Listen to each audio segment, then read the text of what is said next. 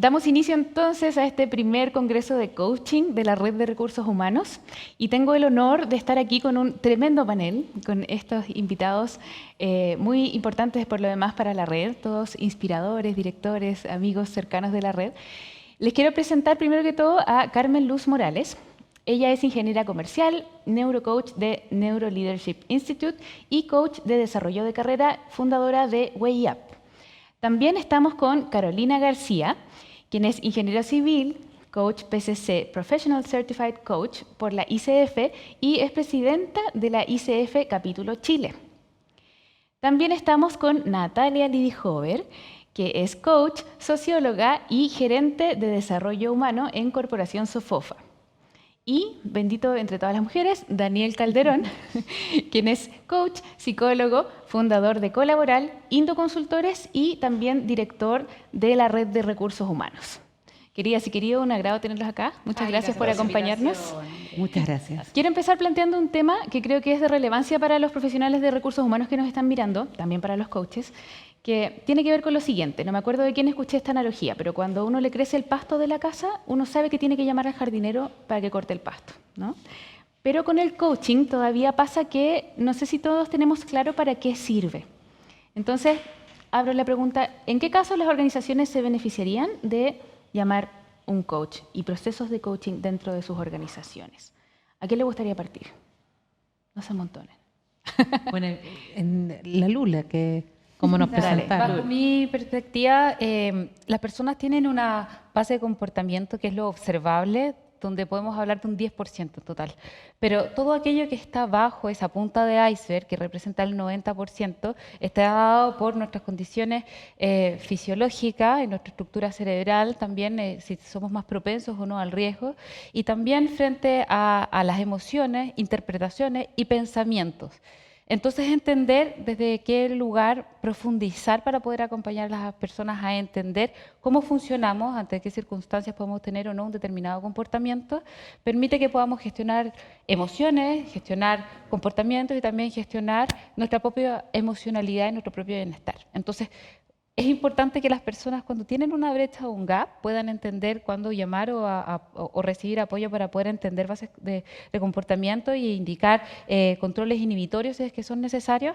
Y también las organizaciones cuando requieren desarrollar alguna brecha de competencia, habilidad, llaman a las personas que son expertas para poder desarrollar el músculo cerebral para ir desarrollando o nuevos hábitos o nuevos comportamientos. Súper. Generar entonces cambios de comportamiento. Súper. ¿Alguien quiere complementar? A mí me gustaría complementar la respuesta de Carmen Luz, ya que las organizaciones se ven enfrentadas a diferentes desafíos y sobre todo de cambio cultural, cuando necesitan hacer una transformación importante y necesitan que haya un cambio de mindset. Entonces, hacen modelos de competencias para lograr este cambio cultural y son las competencias o habilidades que debieran tener los líderes para lograr esta nueva visión. Y cuando tú haces un assessment te das cuenta cuáles son las brechas que van teniendo los ejecutivos para lograr cada uno de los niveles de competencia. Entonces ahí estamos llamados los coaches para ayudar en cambios que sencillamente la tecnología tampoco ayuda, hay que romper hábitos, ya que lo más importante para esto son los estilos de liderazgo. Heydrich Conferri tiene estudios hace montones de años que dice que los estilos de liderazgo impactan en un 70% aproximadamente en el clima laboral de la empresa. Y el clima laboral de la empresa puede impactar hasta un 28 o 30% en la productividad de la empresa. Puede impactar para arriba o para abajo. Entonces, al final, tenemos que trabajar lo que son los estilos de liderazgo de los líderes y ahí trabajar en las brechas.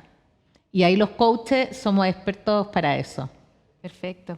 Súper. Y me gustaría preguntar, a propósito de lo mismo, Natalia, tú que tienes mucha experiencia desde el mundo de la capacitación, ¿cómo juega el coaching también a ser un complemento de los métodos ya tradicionales de capacitación? Sí, yo mientras escuchaba a Caro pensaba que tal vez la forma más intuitiva de achuntarle a si es capacitación o coaching lo que requiere, es como hacerte la pregunta de, ¿no estás teniendo los resultados que quieres, pero sabes qué acciones te faltan? Si tienes la explicación de cuáles son las acciones y cuáles son las competencias que requieres, seguramente te alcance la capacitación, ¿sí? Y puedes trabajar en generar las nuevas habilidades o competencias de los equipos. Pero si no llegas a los resultados y no estás entendiendo por qué, qué es lo que te falta, no tienes el mundo para articular las acciones que requieres, o tú como líder, que es algo que a mí me ha tocado en la vida, ¿no? No logras entender, logras saber a dónde quieres ir, pero no logras entender el camino, más vale una conversación con un coach que te ayude a entender eso que la Lula decía, el 90% que no ves, ¿no? A crear ese mundo interpretativo desde el relato de lo que te falta hasta entender cuáles son las palancas en los líderes y en las personas que necesitas mover. Tal vez no es la mejor explicación, pero por lo menos es simple el primer para distinguir, ¿no? Sí, súper. Daniel, y para ti, yo sé que tú tienes mucha experiencia desde el desarrollo de carrera, el uso del coaching para el desarrollo de carrera. ¿Cómo puede un coach ayudar a las organizaciones a tener también mejores desarrollos de las personas que trabajan?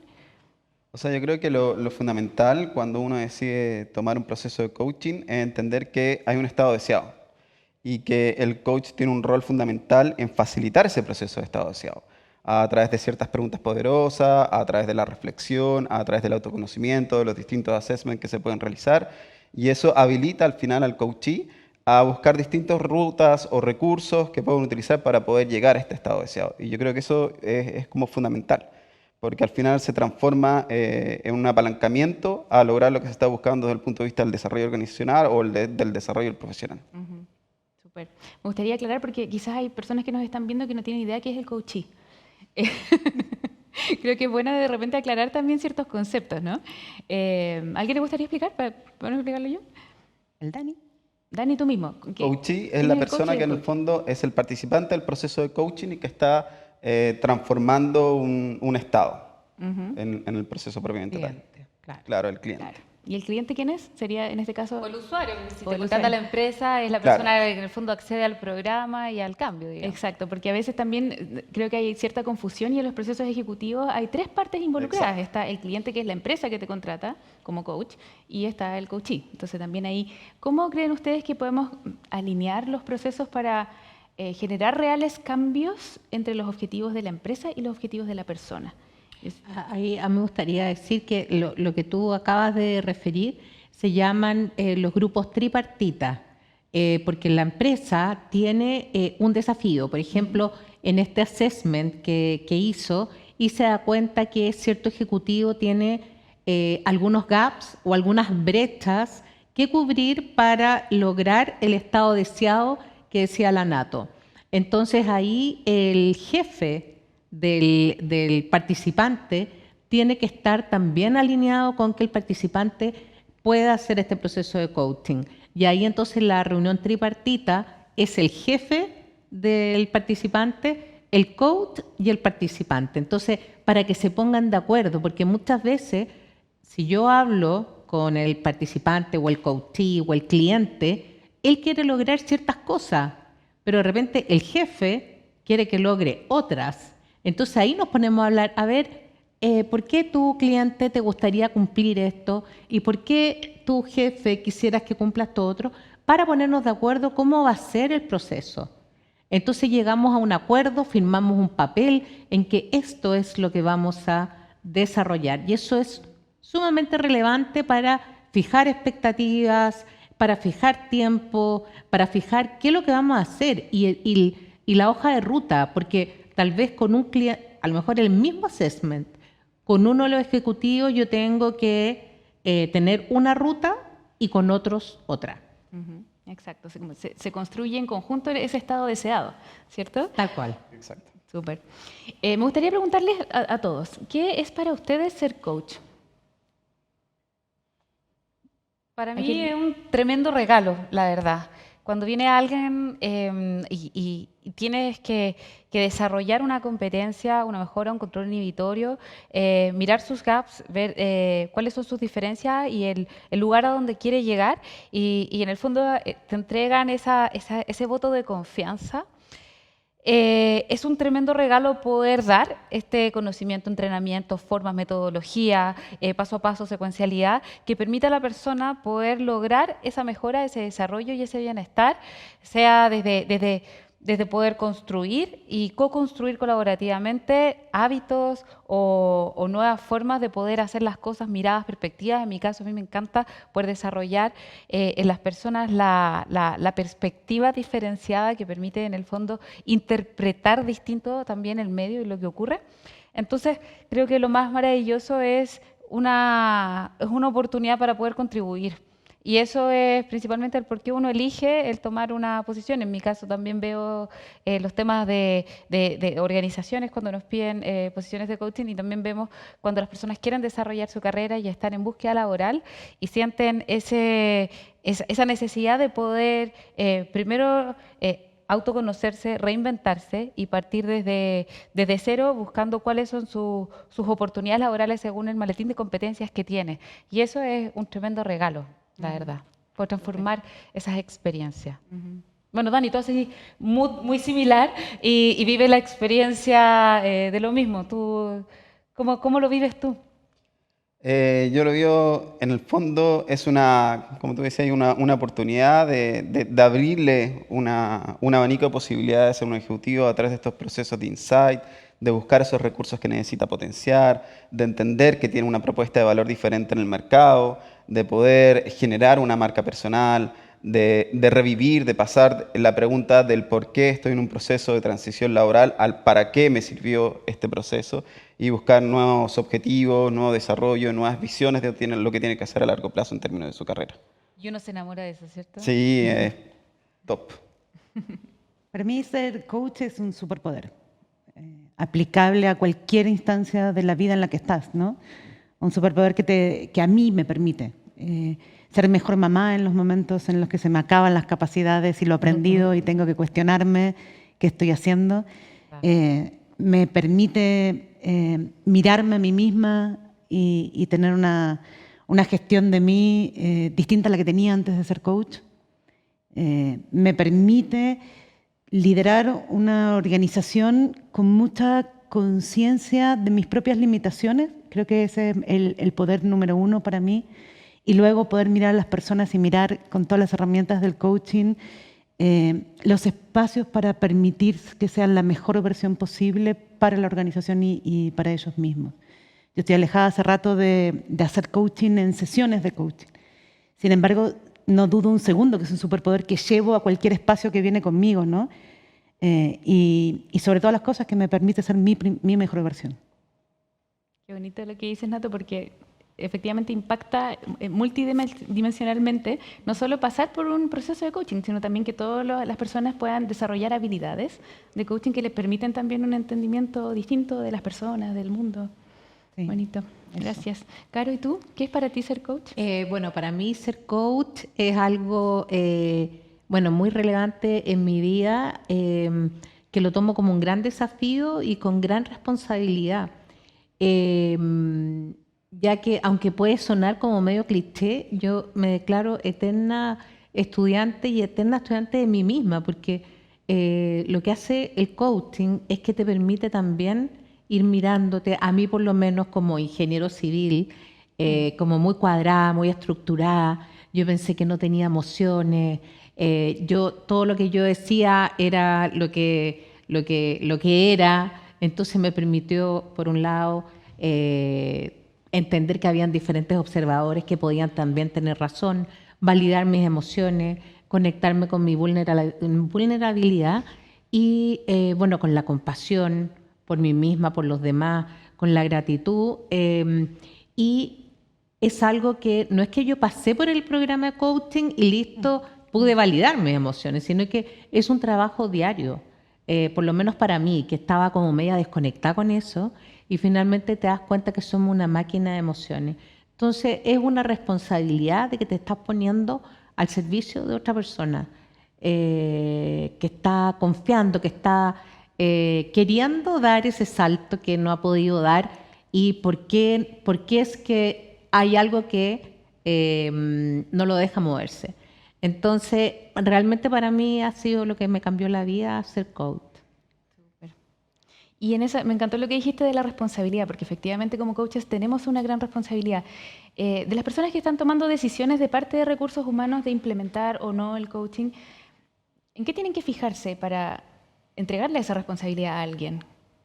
¿Cuáles son las cosas claves que debieran tener en cuenta? ¿Para contratar un coach? Sí, para contratar un coach. O sea, primero es que exista un buen fiato con la persona y que se conozcan de antemano, que efectivamente exista la posibilidad de tener una claridad previa de cuáles son los objetivos que se requieren antes de poder implementar la acción y después cuáles son las formas, metodologías que en el fondo el coach puede ofrecer a la organización para cumplir y alinear las expectativas tanto de la organización en este tripartito que mencionaba la Caro, con el coachee y con el coach directamente. Entonces, para mí es como un alineamiento global y ver que efectivamente existe ese calce preliminar para que las personas puedan entregar su confianza. Si no se entrega confianza y no se construye desde el principio, o si el coach es más bien impuesto, que muchas veces pasa en las organizaciones, se genera un rechazo. Entonces, también la persona tiene que ver o leer en el coach la habilidad de poder sobrellevar esa barrera que puede estar cuando se le pide un desarrollo inicial a alguien y poder construir una relación que se base en la confianza para poder ir generando el aprendizaje. Si no existe eso, el aprendizaje es imposible. Esa parte es como bien instintiva, ¿no? Como de Sí. conexión. Es de conexión, ¿Conectamos o tiene no que conectar conectamos? muy bien con la persona. Yo creo que es lo fundamental. Ujú. Sí, pero a mí me gustaría recalcar algo que hemos dicho o que han dicho los chicos y que Lula acaba de decir, pero que puede no haberse escuchado con la relevancia que tiene.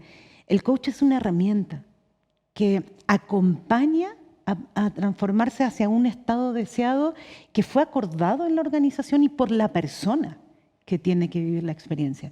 Sin esa conversación, si no está claro qué es lo que se busca, no sirve de nada la herramienta, ¿no? Y yo creo que uno de los errores que a mí me ha tocado ver en las organizaciones tiene que ver como, te traje un coach para que mejores, punto. Sí. Claro. ¿Mejores como- qué? ¿Pero qué? Y parte, y en general se piensa que es como un coaching de vida Sí. y ahí yo creo que hay que hacer una distinción. Cuando es un coaching ejecutivo donde efectivamente la jefatura tiene que hacer una declaración del objetivo de lo que se tiene que trabajar, tiene que haber un acuerdo entre, como decían, esta triada. Si no se tiene eso claro desde un inicio, no se entiende que también es un proceso de transformación, que probablemente el cambio no se va a visibilizar en la primera sesión, que hay un trayecto, que tiene que haber un cambio en algunos casos ontológico, emocional, conductual, en distintos niveles. Si no se comprende eso desde la organización, probablemente se van a visibilizar ciertas cosas que no se van a resultar, que no se van a poder concretar. Entonces, yo creo que eso es súper fundamental. A mí me gustaría agregar, Andrea, que como han dicho acá, es fundamental que el coachee o el cliente o el participante esté de acuerdo con pasar por este proceso. Porque como decía aquí la Lula o la Nato, como que te traje un coach y ves lo que haces con él, no sirve de nada. O sea, tú lo primero que tienes que hacer para conversar con el coachee o con el involucrado es preguntarle si está disponible, porque si tienes una persona que realmente no entiende para qué traen al coach o tampoco quiere entrar al proceso, sencillamente no sirve la herramienta, como dice la Nato. Entonces, el encargado de recursos humanos tiene que tener un para qué bastante claro y haber conversado también con los involucrados. Y no, por ejemplo, cuando te llaman al coach y decir, bueno, si le va bien en el proceso, puede seguir adelante, si no, lo despedimos. Ahí, por ejemplo, yo no estoy disponible para ese proceso por ningún motivo, porque además no depende de mí, depende de todos y depende del coachee. Y no reemplaza el feedback del jefe, ¿no? Totalmente, Y no es una totalmente. También pasa. También pasa. Sí, que dile esto, pero solapadamente, que en el fondo Claro. él en el fondo lo asume como un silencio, no se lo dice, pero esa actitud de reprobación estaba porque, dado que el jefe no puede enfrentar el conflicto, entonces le pasa directamente al coach la responsabilidad de entregar feedback. Sí. O a recursos humanos, y recursos humanos busca una herramienta, ¿no? Pero no reemplaza el feedback del jefe. Yo creo No, que yo eso le es digo muy claro. inmediatamente al jefe, porque cuando te dicen, oye, dile tal cosa, entonces yo le digo, ¿y tú se lo has dicho? Porque a mí una vez me contrataron y me dijeron, bueno, si él no pasa, no mejora en las brechas porque era para mejorar estilo de lo que yo conversaba antes, que habían pasado por un assessment de Conferri. Si no mejora, bueno, lo vamos a tener que despedir. Entonces yo le dije, bueno, ¿y tú le anunciaste eso a él? No, lo voy a hacer y todo. Bueno, cuando lo hagas, ahí seguimos conversando. Porque tú no eres el llamado a decirle esto a un ejecutivo. Esto lo tiene que tener clarísimo desde antes. Entonces, igual, participar en esos procesos con esa presión de ambos lados no es muy grato. Totalmente. Y es bien probable que el que necesite coaching es el líder que nos anima a dar feedback, ¿no? Sí, claro. Sí. Súper importante eso que dices, Caro, muchas veces tenemos la idea de que el coaching se utiliza como último recurso, así como que alguien está súper mal, entonces le ponen un coach para que mejore. Y va mucho más allá de eso. O sea, también sí, el coaching sirve para cubrir ciertas brechas, ¿no? Pero también sirve para potenciar lo que ya estamos haciendo bien y que nos lleva a hacerlo aún mejor. Entonces, ¿cuál creen ustedes que es el rol también desde el coaching de potenciar las fortalezas de las personas, además de esa visión de las brechas? Bajo mi perspectiva, yo creo que toda fortaleza en exceso puede ser una debilidad. Entonces, es súper relevante poder ecualizar el perfil de la persona y mostrarle si está, en el fondo, en el perfil ya exacerbado su fortaleza, que puede ser una debilidad. Voy a poner un ejemplo súper claro. Hay personas que tienen, por ejemplo, el perfil de venta que es característico o primordial en ellos es la parte de impulsión. Ellos sacan obstáculos, son determinados, buscan retos, pero en esa impulsión pueden ser demasiado insistentes y eso ya es una debilidad permitida, pero una debilidad no permitida sería que fueran avasalladores. Entonces, es relevante poder mostrar o entender hasta qué punto esa fortaleza, que ir, impulsar, hacer que las cosas pasen y derribar obstáculos, puede en esa exacerbación mostrarse también como una debilidad para la organización, y para eso tiene que ecualizarse y sostener un poco más los controles inhibitorios para poder tener un mejor performance dentro del equipo. Y creo que lo relevante es poder entender que no todos tenemos que cumplir el 100% de todos los arquetipos que existen. A mí me llegó una vez un cliente que me dijo, pongo el caso siempre, sabes que necesitamos un coach para tal persona porque no entrega ideas, no es innovador, no propone. Y la persona era un especialista. Y su ventaja competitiva era que ahondaba y entregaba y se extendía en tecnicismos porque era una persona muy especialista.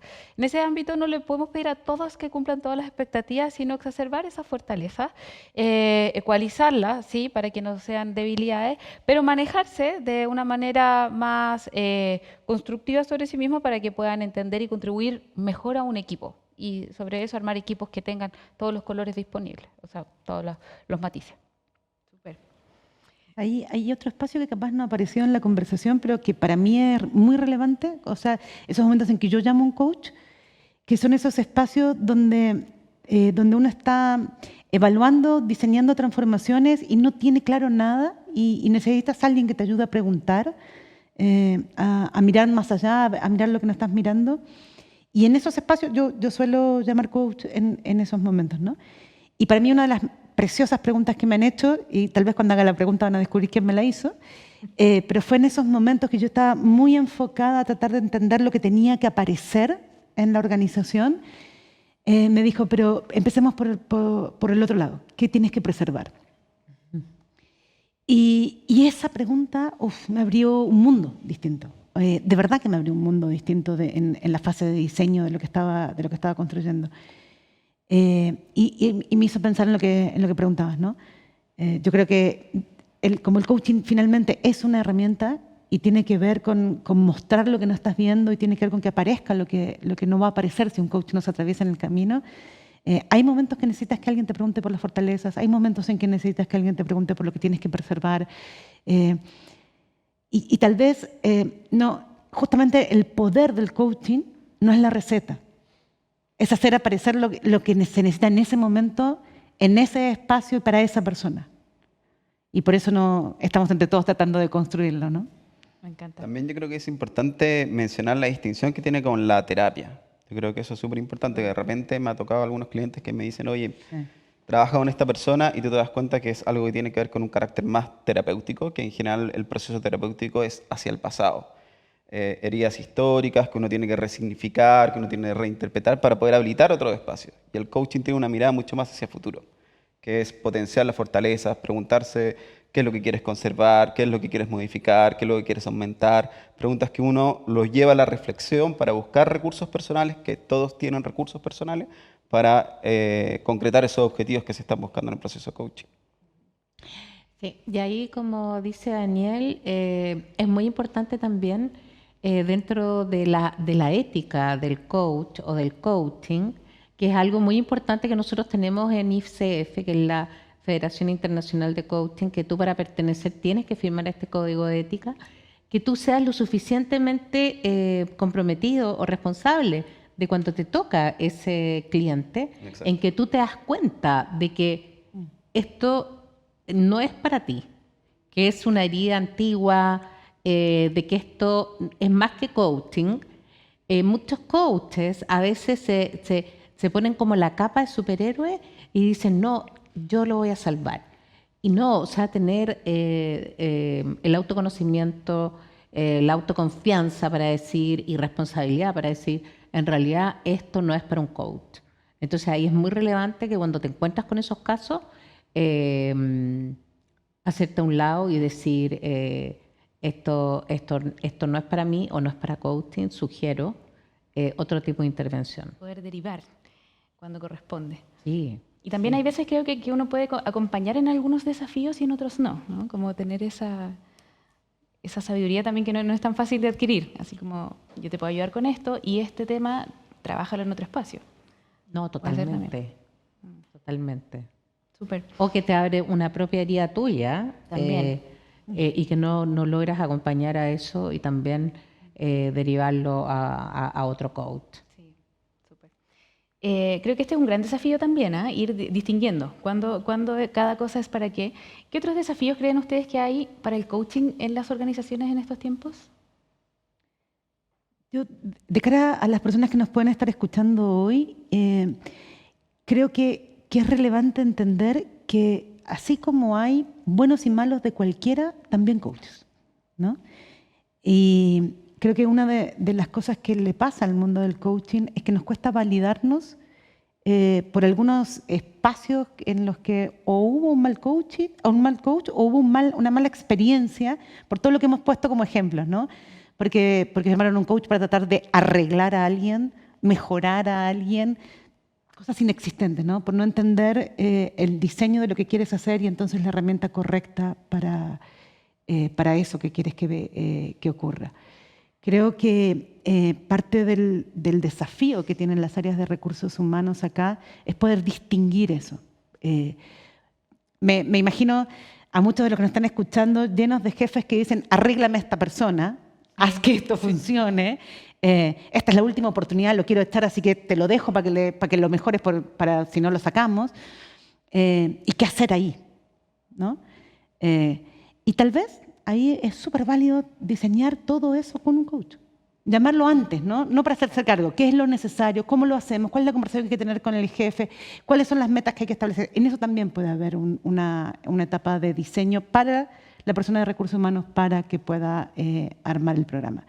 Y lo segundo es la misma dificultad que uno tiene cuando llama a cualquier especialista de cualquier cosa, distinguir entre el coach apropiado para el espacio. Acá vemos 4 personas totalmente distintas, con miradas distintas, con enfoques distintos, y te vas a encontrar en el mundo muchos más. Entonces, creo que el rol de recursos humanos también es entender eso, qué se necesita, cuál llamar. Y tener todas las conversaciones que tengan que tener para elegir bien, ¿no? Como tomárselo con tiempo también. ¿Alguien quiere complementar algo? Ya tenemos que ir cerrando, lamentablemente. Yo conversaría horas con ustedes. ¿Les gustaría dar un mensaje, algo que quieran transmitirle? Nos están viendo hoy día personas de recursos humanos y también coaches. ¿Algo que les quisieran decir? Bueno, yo a los coaches que se sigan formando, que sigan invirtiendo tiempo en ellos mismos, en su autoconocimiento, y a las organizaciones que busquen el para qué hacer un programa de coaching y también planificarlo, como decía la Nato, y buscarse un coach con experiencia. Yo complementaría con simplemente, hay veces que las situaciones nos superan como empresa o como persona y es importante tener el espacio de autoconocimiento para hacernos responsables sobre eso, entender cómo puedo estar afectándome a mí o estoy afectando a un otro y levantar la mano y solicitar ayuda valientemente. Todos necesitamos ayuda en algún momento, eso no es algo de lo que tengamos que rehuir. Por lo tanto, tener la valentía de decir, ¿sabes qué? En esto sí necesito una guía, un acompañamiento, un consejo, una validación, un desarrollo de habilidad y levantar la mano y hacerlo a tiempo, porque somos nosotros responsables de la salud socioemocional de nuestros colaboradores y para eso nuestra primera responsabilidad es con nosotros. Entonces tenemos que hacernos cargo también de qué es lo que nos está pasando. Eso. Yo creo que mencionaría también, principalmente para las áreas de recursos humanos, que se preocupen de diseñar un buen proceso de coaching, porque muchas veces le ponen demasiado foco en el resultado y en mi experiencia el que tiene un buen proceso tiene un buen resultado. Entonces yo creo que me detendría en eso, en co-diseñar muy bien con la consultora, con los coaches, con quien sea, que ese proceso sea efectivo y que se involucre todas las áreas y todos los niveles posibles. Yo solo agregaría, estoy de acuerdo con todo lo que apareció hasta ahora, pero solo agregaría que vienen tiempos donde bailar con la incertidumbre va a ser lo que nos toque todos los días, ¿no? Y ante la incertidumbre, confianza y la posibilidad de repensar las cosas. Y esas son dos cosas en las que un coach te puede ayudar. Yo, por lo menos, necesito un par cerca siempre. Darnos la posibilidad de cambiar.